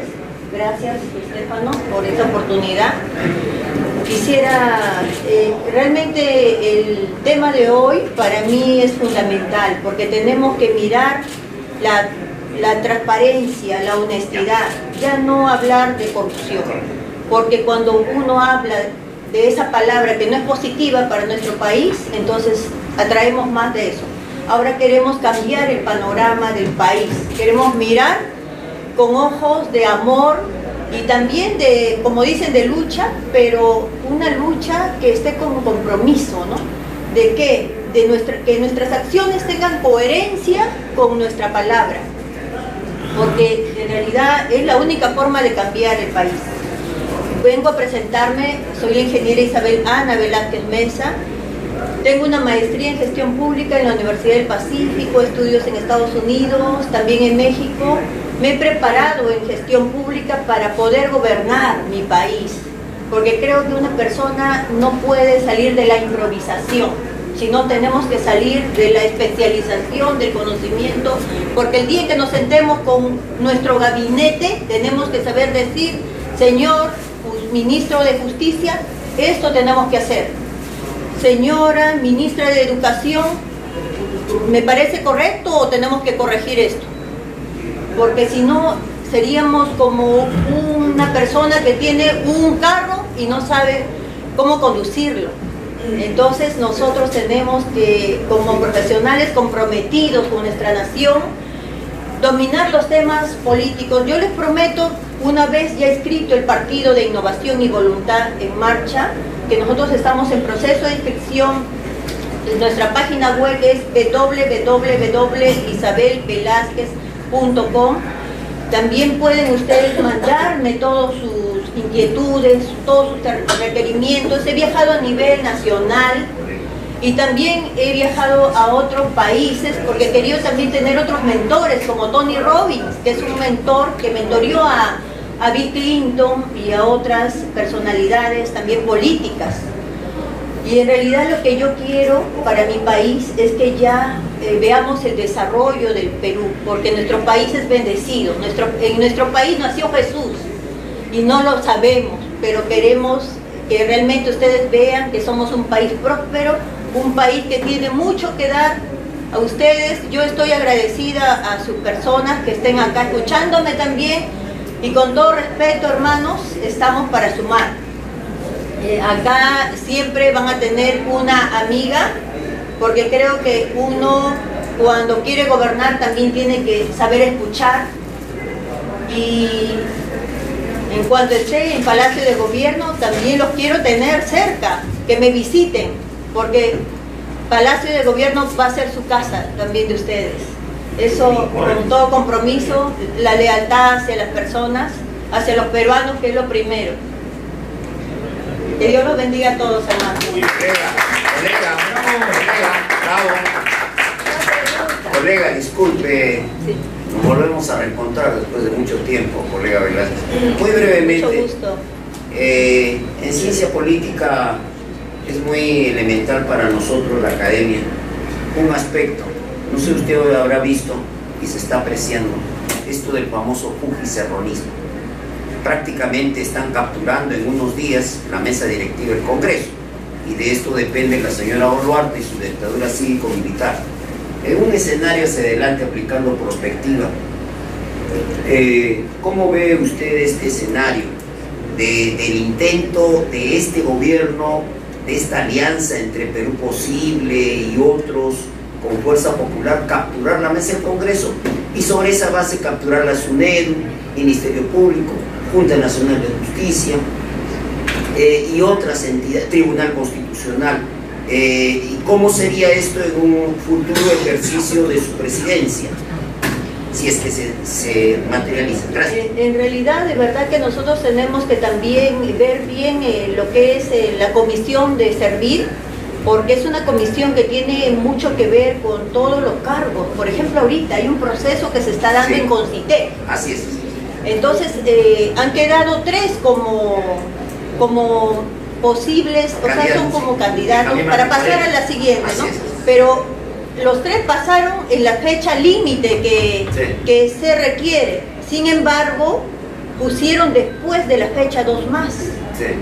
Entonces a mí eso me parece inaudito, porque en el Estado, en la gestión pública, las leyes se respetan, las normas se respetan, porque también hay pena o en este caso los tendrían que sacar de esa comisión. Hay responsabilidad civil, penal, claro, administrativa. Yo pienso de que, y bueno, y a mi criterio se tiene que cambiar, empezar poniendo personas idóneas en las comisiones. Meritocracia. Claro, la meritocracia es fundamental en toda la gestión pública, y de verdad que tenemos muy buenos profesionales. Me gustó cuando hemos conocido acá a la doctora, un gusto, doctora, conocerla, encantada también para trabajar con usted. Y realmente me gusta la clase de profesionales que están vinculados y comprometidos con querer cambiar el país, la cara de nuestro país. En realidad estamos en un país, el mejor país, para mí Perú es el mejor país. Una precisión final: ¿cómo combatiría usted en un eventual, no es una pregunta para ser electa presidenta, pero en un escenario, ya que Perú no está acostumbrado al liderazgo femenino, algunos colegas dicen matriarcado, yo le digo ya es tiempo de cambiar? Muchos países, por ejemplo Rigoberta Menchú, recuerda usted, premio Nobel, presidenta también allá en Centroamérica. En ese escenario, colega, yo quisiera preguntarle, ¿cómo ve esta visión del Perú pasando el bicentenario hacia el 2030, 2050? ¿Es posible desterrar la corrupción para usted, que dice el Papa Francisco, material, moral, espiritual? En realidad, de verdad que nosotros no queremos hablar mucho, queremos actuar. Sí, claro. Y nuestras acciones en nuestra gestión van a hacer lo que hable por nosotros, y espero que las gestiones venideras sigan nuestro ejemplo. Perfecto. Porque queremos actuar como lo que nos enseñó Jesús. Exacto. Entonces tenemos que encontrar a los mejores, ¿no? A los mejores líderes de alto impacto. Una recomendación futura candidata, quizás yo le recomiendo que sus ministros no sean compradores, que sean técnicos. Sí, está bien. Muy buena el punto. Por ejemplo, igual, los candidatos al Congreso en el Partido de Innovación y Voluntad en Marcha no van a pagar ni un sol, por si acaso. Es una cosa que yo lo he determinado, porque si no, después ellos de dónde van a sacar, después están haciendo cosas que no son debidas. Los famosos mochazuelos. Entonces es mejor actuar desde el principio como partido, también con transparencia, claro, y honestidad, y ellos mismos también se van a sentir comprometidos, porque uno mismo está dando en la primera, como dice, poniendo la primera piedra, y ellos también van a ayudarnos a construir realmente el desarrollo del país, que eso es lo que queremos todos, ¿no? Queremos un país con calidad de vida para todos los peruanos. Exacto. Como candidata a futuro, ¿usted se está preparando, le están preparando para trabajar con esa gente experta ya en cometer corrupción? ¿Los llamará esa mafia usted? En realidad estamos convocando a los mejores, y también le invitamos a usted, doctor. Mire, estamos acá, las puertas están abiertas para todos. Nosotros tenemos que trabajar con los mejores. Y siempre le pido a Dios le digo todos los días que me levanto, que Él ponga las palabras adecuadas en mi boca para poder actuar en beneficio de los demás, porque yo sé de que también Él es el que nos va a acompañar, porque yo sí, yo creo en Dios. Discúlpenme si alguien acá no lo hace, pero vamos a actuar de esa forma, con Dios. Está bien.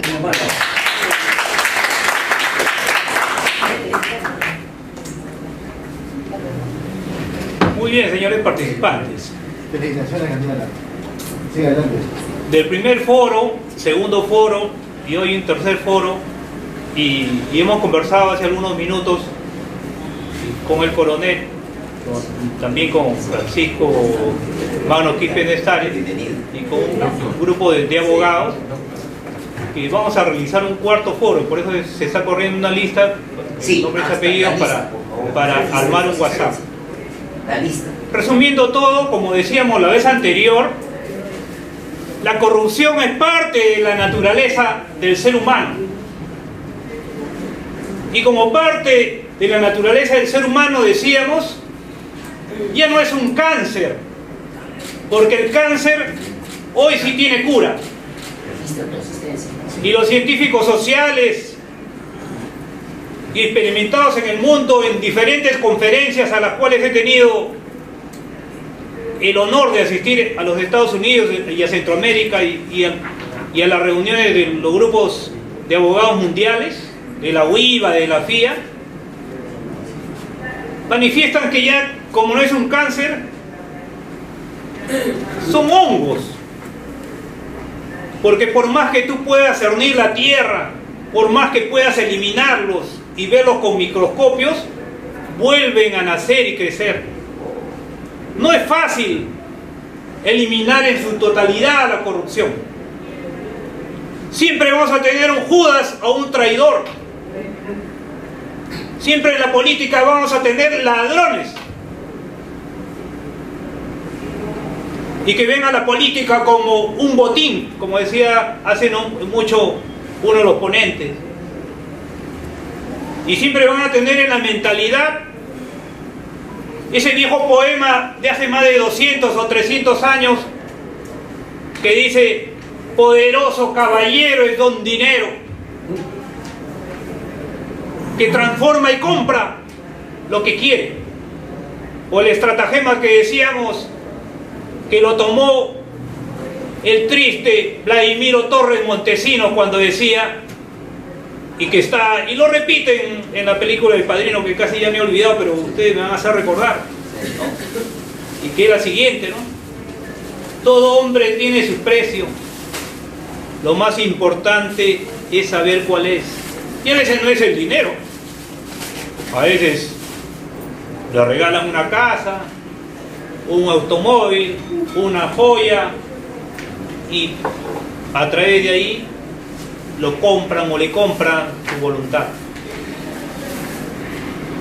La corrupción en nuestro país en estos últimos 20, 30, 50 años, o como lo precisa en el libro La historia de la corrupción Alfonso Quirós, y habla de las dos últimas centurias, pero la corrupción ya deviene de miles y miles o tal vez millones de años, porque es parte de la naturaleza del ser humano, porque su naturaleza lo inclina hacia los valores dominantes, hacia el lujo, hacia el tener grandes cantidades de dinero. Y son, a diferencia de repente de algunos que siguen cierta religión, que ya no ven la materia o el dinero, sino antes buscan de repente a Dios o solamente su felicidad. Entonces el tema de la corrupción es bien compleja.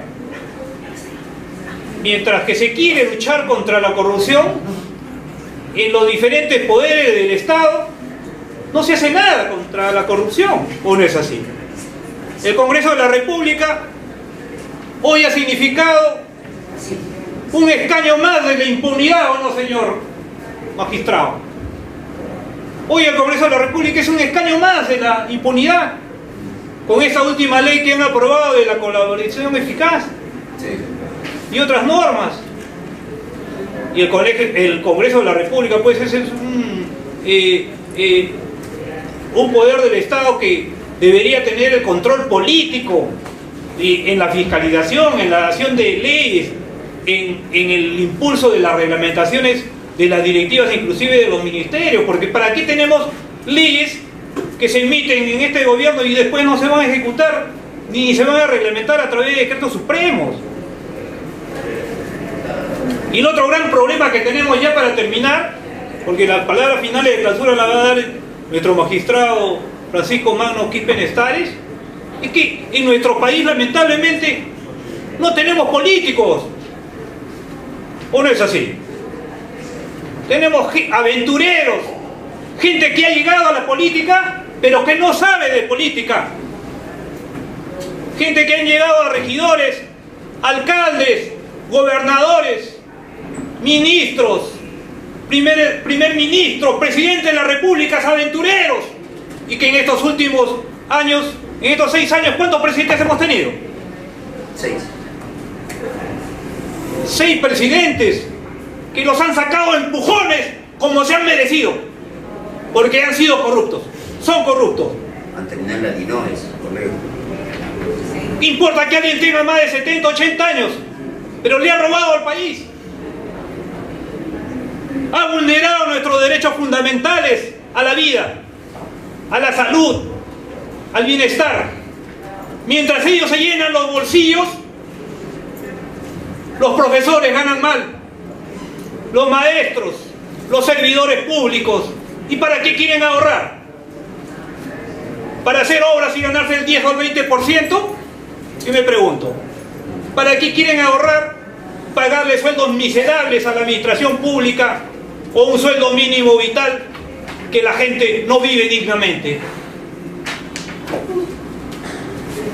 Y ser político en nuestro país y en América Latina y en el mundo debería corresponder.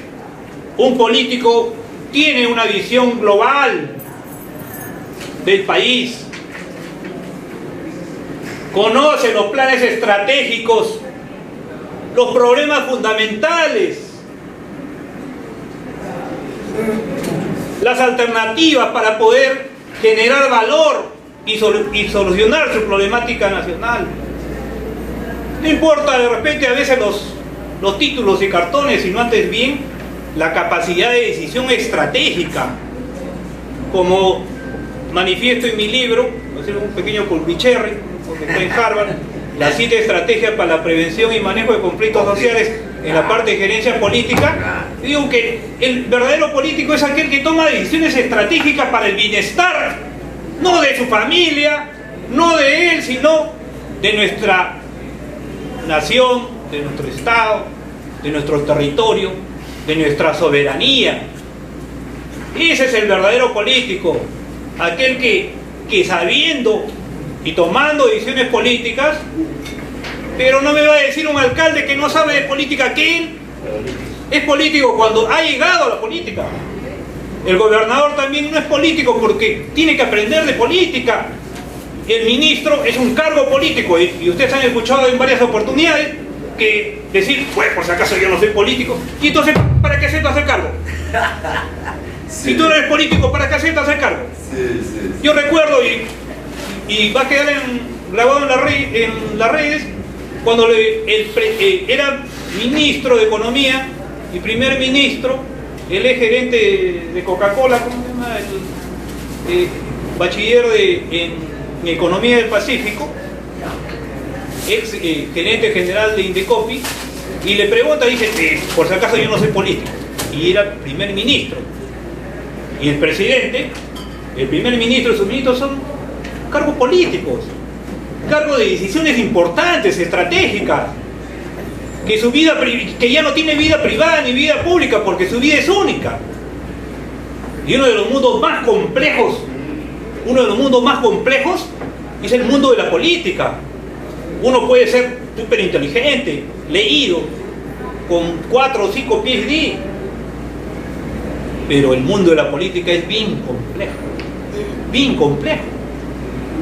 Mañana al cerebro más santificado lo pueden traer abajo.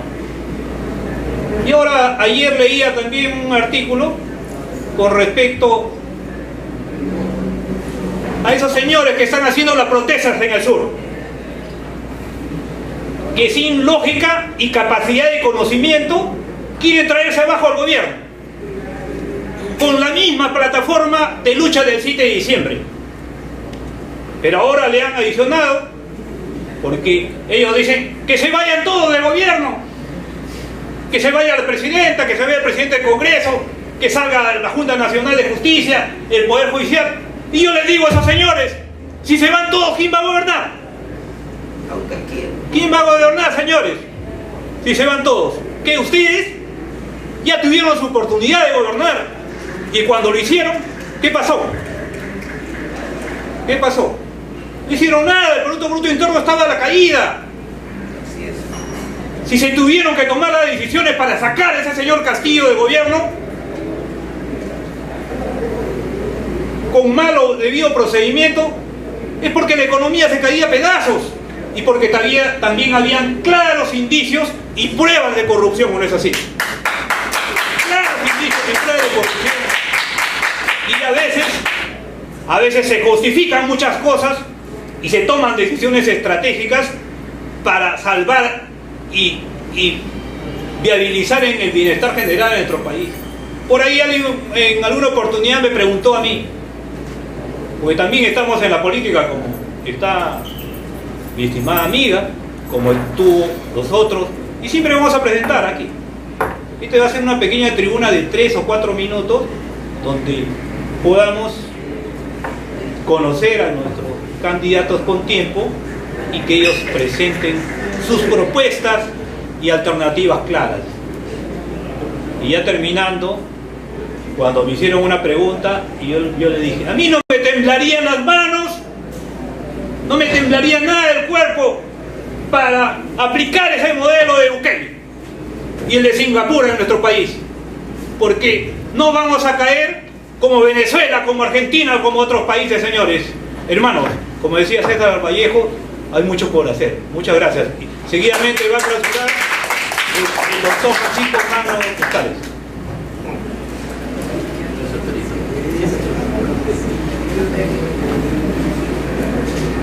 Distinguida concurrencia, a puertas de cumplir 219 años de fundación, nuestra orden, el Ilustre Colegio de Abogados de Lima. Brevemente hemos conferenciado con nuestro decano, el doctor César Bazán Naveda, asimismo el doctor Luis Monero Coca, y con Brett Sacal, representado por Christopher Medina, y estamos esperanzados de que todos ustedes se aunan a estos actos protocolares por el 219 aniversario. Este evento que el día de hoy se ha desarrollado y al cual todos ustedes han asistido físicamente y también a través de streaming, denominado Lucha contra la corrupción y la criminalidad organizada, es y se da como respuesta a la crisis nacional e internacional, donde la delincuencia y la criminalidad organizada, ante una falta de respuesta de la política criminal del Estado de los diferentes países del mundo, y especialmente de Latinoamérica, donde nosotros nos encontramos, los ha desbordado, los ha superado de manera cuantitativa y cualitativa. Es decir, que en el primer trimestre del año 2021, el 2022 y el 2023, solo en el primer trimestre se han cometido en un solo tipo penal. Me alcanza por favor, Pedro, las hojas. En el primer trimestre solo, y esta es una cifra actualizada para que ustedes la tengan y también la comenten, en el primer trimestre de este año 2023, solo en un tipo penal, que es el robo, se han cometido 26.652 robos en el primer trimestre. Significa 296 robos por día. Imagínense, en un solo tipo penal. Y no estamos hablando del gota a gota, del sicariato, de la extorsión, del lavado de activos, del tráfico de drogas, del tráfico de migrantes, de la prostitución, del tráfico de menores, del tráfico de órganos. No estamos hablando del peculado, de diferentes tipos penales. Si sumamos a esa pequeña cantidad de ese tipo penal de delito contra el patrimonio a todos los delitos, nos vamos a encontrar, damas y caballeros, miembros de la orden y de otras profesiones, que el país ya no es capaz de controlar este desborde de la delincuencia y la criminalidad organizada, que muy por el contrario, siendo a veces nativa y peruana, hoy se ha transnacionalizado. Es decir, organizaciones de todo el orbe, y especialmente de Latinoamérica, han incursionado en nuestro país, propio de la migración y también propio del cautiverio interno, del crecimiento y la falta de una política criminal adecuada.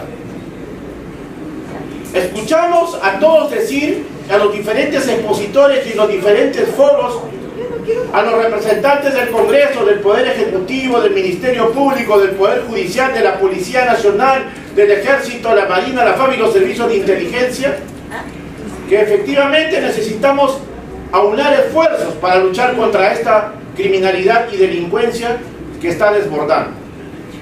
Hemos escuchado en palabras propias del jefe de la división de la lucha contra la delincuencia extranjera y de división de homicidios, que él mismo se siente amenazado. Ese clamor que él tiene también lo tienen los ciudadanos de a pie como nosotros.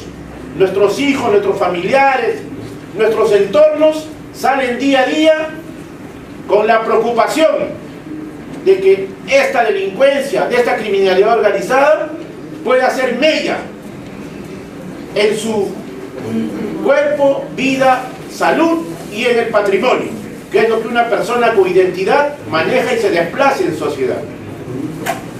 Pero eso tiene una explicación, y quiero compartirles hoy día de dónde nace toda esa gama y ramas de esta situación anómala. Se debe a que el mundo siempre se ha movido entre dos paradigmas: el paradigma de la conflictividad y el paradigma del orden. Eso es lo que mueve al mundo, eso es lo que nos mueve a todos nosotros desde la época prehistórica hasta el día de hoy. Al ser humano lo mueve la teoría de la conflictividad y el paradigma del orden. ¿Qué es la teoría de la conflictividad? Significa que entre dos ciudadanos, entre dos grupos humanos, entre dos partidos políticos, entre dos países, entre dos equipos deportivos o entre dos corrientes teleológicas, ideológicas, siempre va a haber un conflicto. Y ese conflicto va a desbordar si es que no hay un orden, no hay un status quo, no hay una política criminal que los regule. Al no haber una política criminal en cuanto a la conflictividad entre los ciudadanos y las organizaciones que nos conforman, vamos a tener que hacer uso de la fuerza. Vamos a tener que hacer uso nosotros como ciudadanos, como Estado, de los mecanismos que la sociedad y las leyes nos pueden dar. Entonces vamos al paradigma del orden.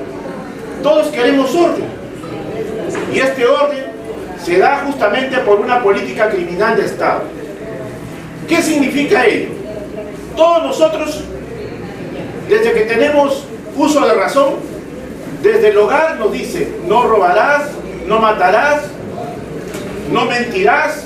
Son palabras simples y sencillas que en donde en cada hogar se va predicando. Cree en Dios, persínate antes de salir, dame la bendición mamá, etcétera, etcétera, etcétera. Son paradigmas que nos llevan al orden. Pero el Estado tiene un mensaje más alto y más grande. Dice: existe una ley, una constitución política, y existe un código civil, y existe un código penal que regula las conductas entre los ciudadanos.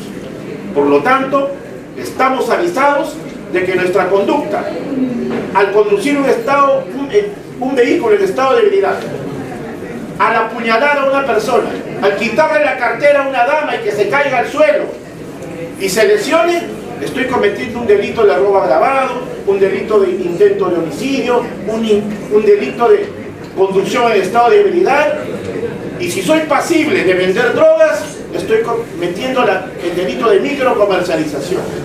Entonces todos estamos avisados, pero para eso significa la prevención. La política criminal tiene como primer fundamento la prevención, señores. Significa que aquellos que no cometen delitos, porque en esta sala hay gente que no comete delitos, y en streaming también hay gente que no comete delitos, ellos entienden la prevención. Nunca van a pasar al segundo nivel. Aquellos que no entienden la prevención y cometen y transgreden algún tipo penal, van a pasar a lo que es la represión. Y la represión está representada por la Policía Nacional, que tiene la autonomía y la inmediatez en flagrancia de coactar tu libertad cuando tú lesionas un bien jurídico tutelado en las personas y en el patrimonio. Entonces la segunda parte de la política criminal que tienen que entender inclusive los candidatos a políticos y los órganos de gobierno es que existe la represión, y esta represión te va a llevar a una tercera fase de la política criminal, que es la sanción. La sanción es cuando con un proceso regular en nuestro modelo actual adversarial y mixto o con la característica oral en los foros te va a llevar a una sentencia o una absolución en vía de cómo te desarrolles en un proceso penal adecuado. Pero ahí no termina la política criminal. Ya hubo prevención, transgrediste. Llegaste a la represión, te detuvieron. Ya tuviste la sanción, tuviste sentencia. ¿Y a dónde ingresas? A un centro reclusorio, intramuros, penitenciario, tanto para hombres, para mujeres, de mínima, máximo, regular seguridad. Y la cuarta fase de la política criminal es reinserción social, rehabilitación, volver a ese elemento ciudadano que ha transgredido el tejido social, rescatarlo. Y como vemos en nuestras cárceles, en lugar de haberse convertido en un modelo para resarcir a un estafador, a una persona que hace delito contra el patrimonio, a un violador, a un microcomercializador de drogas, se convierte en una universidad donde salen graduados y desde ahí se dirigen las grandes extorsiones, robos y sicariato. Entonces algo nos debe estar pasando.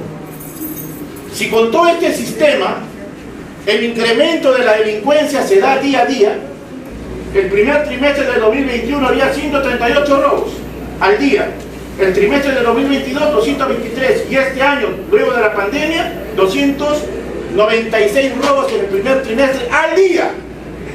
O sea, en este momento que estamos en esta conferencia están 296 a las 12 de la noche se van a registrar, solo en un tipo penal. Entonces, ¿qué está pasando? Tenemos que hacer que los operadores de administración de justicia, todo el sistema integrado, que la clase política, que el poder ejecutivo, que ahora se ha sintetizado en lo que es la Comisión Nacional de Política Criminal, empiece a trabajar. Es ahí nuestra preocupación por el cual estamos haciendo este foro con Pedro Di Stéfano y todos los invitados, que es el día de hoy el tercer foro.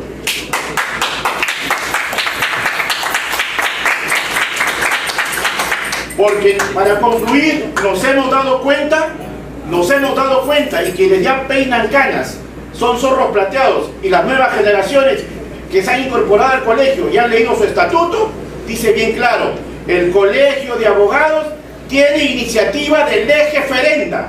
¿Qué es eso? Tiene iniciativa legislativa como un colegio profesional, es decir, puede hacer un proyecto de ley sin necesidad de hacer partido político y decir: cambia esa norma, cambia esa reglamentación, apaga el incendio y disminuye la delincuencia. Y por eso este foro, y felicito a todos ustedes presentes, al representante de la prefecta, al representante de las organizaciones sociales, al grupo anticorrupción, a los presidentes y más presidentes de las comisiones de estudio, la academia, y la academia, los felicito por haber venido el día de hoy y haber colaborado con su participación física y a través del streaming, lo que nos están viendo en directo, que este foro, y a los guadalupanos también que han venido, que esto no va a terminar hasta que se presenten varios proyectos de ley. Declaro clausurado el presente evento y podemos pasar al cóctel de honor. Muchas gracias.